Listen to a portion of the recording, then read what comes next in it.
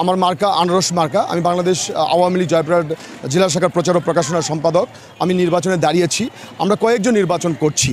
আমাদের জনগণের কাছে আমার প্রশ্ন, আমরা যে কয়েকজন দাঁড়িয়েছি আপনারা যাচাই বাছাই বিশ্লেষণ করবেন কাকে ভোট দেওয়া যাবে, কাকে ভোট দিলে এই সদর উপজেলা আমাদের যে ভিশন মাননীয় প্রধানমন্ত্রী জননেত্রী শেখ হাসিনা যে টার্গেট গ্রামকে শহরে রূপান্তরিত করবে সেই টার্গেটটুকু ফুলফিল আপ করতে পারবে। আমাদের স্মার্ট বাংলাদেশ বিনির্মাণের ক্ষেত্রে আমি কাজ করতে চাই। আমাদের অসমাপ্ত যে কাজগুলো রয়েছে সেই কাজগুলো আমাদের জননেত্রী শেখ হাসিনার সহযোগিতা নিয়ে আমরা আমাদের জয়পুরহাটকে, আমাদের গ্রামগুলোকে কোনো কাঁচা রাস্তা আমরা রাখবো না। যে আইডিভুক্ত যে রাস্তাগুলো রয়েছে সেই রাস্তাগুলোকে আমরা পাকা করব। পাশাপাশি ড্রেন থেকে শুরু করে আরেকটি বিষয়, আমি একজন শিক্ষক, যেহেতু আমি একজন শিক্ষক আমার টার্গেট থাকবে ইউনিয়ন পর্যায়ে প্রত্যেকটি স্কুল একটা করে মডেল স্কুল আমি বিনির্মাণ করব, যেন গ্রাম থেকে মানুষ আর শহরে না আসে, গ্রামে থেকেই তাদের সকল সুযোগ সুবিধা স্কুলগুলো যেন দিতে পারে। তাদের বাচ্চা বাবা মার যে স্বপ্ন, তাদের বাচ্চাগুলো মানুষের মতো মানুষ হবে, সামাজিক মানুষ হবে এবং আদর্শ মানুষ হবে, নীতি নৈতিকতাভাবে বেড়ে উঠবে। সেই শিক্ষাগুলো প্রথম স্টেপে আমি প্রত্যেকটা ইউনিয়ন, আমার 9টি ইউনিয়নে একটি করে স্কুল থাকবে, যে স্কুলগুলো হবে অ্যাটলিস্ট শহরের সরকারি স্কুলের মানের। সবাইকে ধন্যবাদ। আমি জামালপুর ইউনিয়নের চেয়ারম্যান ছিলাম, 9টি ইউনিয়নের চেয়ারম্যান এবং 108টি মেম্বার সহ সমর্থন দিয়েছে, তাই আমি উপজেলা চেয়ারম্যান প্রার্থী হয়েছি। আমি জনগণের কল্যাণে আমি জামালপুর ইউনিয়নে কাজ করেছি, এই দেখে সবাই আমাকে সমর্থন দিয়েছে। আমি জনগণের সেবা করার জন্য প্রস্তুত আছি। যে কোনো কাজে গরিব অসহায় মানুষের যে কোনো কাজে আমি সহযোগিতা করব এবং সার্বিক জয়পুরহাট শহরে উন্নয়ন করব, এই প্রত্যাশা রাখি। যে জনগণের যে সাড়া পেয়েছি সেই সাড়াতে মনে হচ্ছে বিজয় আমার নিশ্চিত। আমি একজন বীরাঙ্গনা মুক্তিযোদ্ধা। আমি অসহায় নারীদের নিয়ে আমি কাজ করেছি, তাদের কর্মসংস্থার ব্যবস্থা করেছি। অনেক মেয়েদের, অসহায় মেয়েদেরকে পড়াশোনা করতে পারেনি বাবা মা, আমি তাদেরকে কলেজে ভর্তি করেছি, স্কুলে ভর্তি করেছি। তাদের পড়াশোনার খরচা আমি মানুষের কাছ থেকে নিয়ে দিয়েছি এবং অসহায় মেয়েদেরকে আমি তুলে ধরছি যে আজকে আমাদের নারীদের মনে করেন যে বাড়ি ঘর নেয়। আমার বাবার বাড়ি, আমার শ্বশুর বাড়ি, স্বামীর বাড়ি, স্বামী মরে গেলে ছেলের বাড়ি, ছেলে মরে গেলে লাতির বাড়ি, আমাদের বাড়ি কোথায়? আমরা চাই যে আমরা মেয়েরা কর্ম করে আমরা আমাদের নিজের বাড়ি একটা তৈরি করি, আমাদের নিজের ভবিষ্যৎ তৈরি করি। আমরা যেন এই বাল্যবিবাহ আমাদের বাবা মা না দেয়, আমাদের যেন একটু পড়াশোনার সুযোগ দেওয়া হয়। আপনারা দয়া করে আমার হাঁস মার্কায় একটি করে ভোট দেবেন, আপনাদের সেবা করার সুযোগ দেবেন, অসহায় মেয়েদের পাশে দাঁড়ানোর সুযোগ দেবেন। অসহায় মেয়েদের যেন আমি পাশে দাঁড়াতে পারি, তারা যেন নির্যাতিত না হয়, তারা যেন বাল্যবিবাহ ফাঁদে যেন পা না দিতে পারে, এগুলো যেন আমি প্রতিবাদ করতে পারি সকলকে নিয়ে। আগামী 21 মে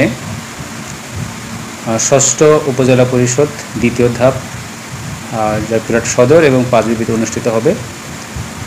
এই নির্বাচন উপলক্ষে আমরা এই নির্বাচনটা যাতে অবাধ, সুষ্ঠু, নিরপেক্ষ হয় তার কারণে আমরা সমস্ত আয়োজন সম্পন্ন করেছি এবং আমার জানা মতে প্রার্থীরাও আচরণবিধি মেনেই নির্বাচন পরিচালনা করছেন। আশা করছি আগামী 21 তারিখ সবার সহযোগিতায় অবাধ, সুষ্ঠু ও নিরপেক্ষ নির্বাচন হবে। নতুন ভোটার হিসেবে আমি খুবই এক্সাইটেড। আমি চাই আমার ভোটটা যোগ্য একজন প্রার্থীকে দিতে এবং যে শিক্ষিত সমাজকে এগিয়ে নিয়ে যাবে এবং যুব সমাজকে যেগুলো বেকার ছেলেদের এবং তাদের ভালো কিছু কর্মসংস্থান তৈরি করে দিতে পারবে, যাতে আমি চাই আমার ভোটটা কাজে লাগে। এমন একজন প্রার্থীকে আমরা ভোট দিতে চাই যে প্রার্থীটা মেয়েদের নিরাপত্তা, অধিকার সব কিছু যেন সঠিকভাবে বাস্তবায়ন করে। আসলে আমরা গরিব খেটে খাওয়া মানুষ, আমাদের সুখে দুঃখে যে ব্যক্তি থাকে আমরা সর্বদাই তাকে চাই এবং সর্বদাই তার হয়ে কাজ করব। আমরা সদর উপজেলার ভোট একজন যোগ্য ব্যক্তিকেই প্রদান করব।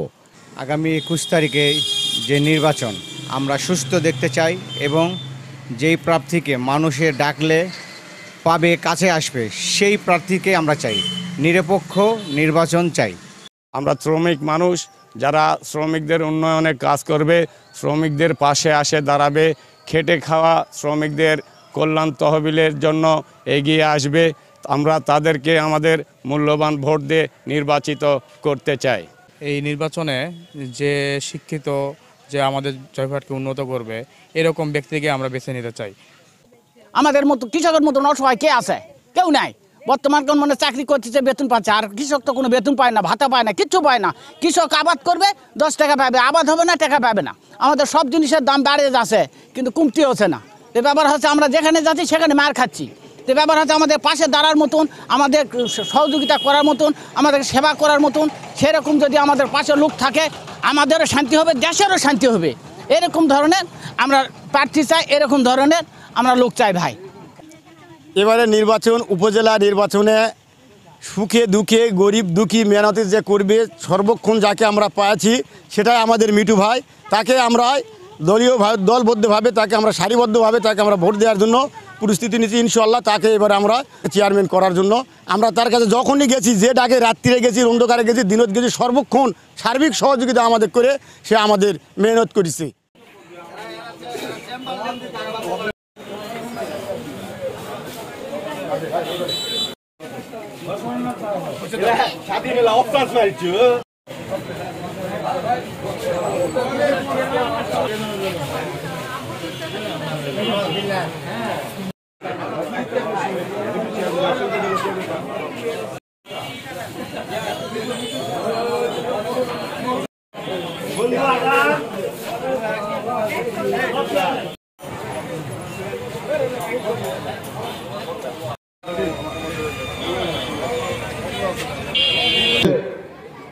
মিঠু অনেক ওরা বলেছে মিঠু সন্ত্রাসী, মিঠু এটা অনেক কিছু বলে।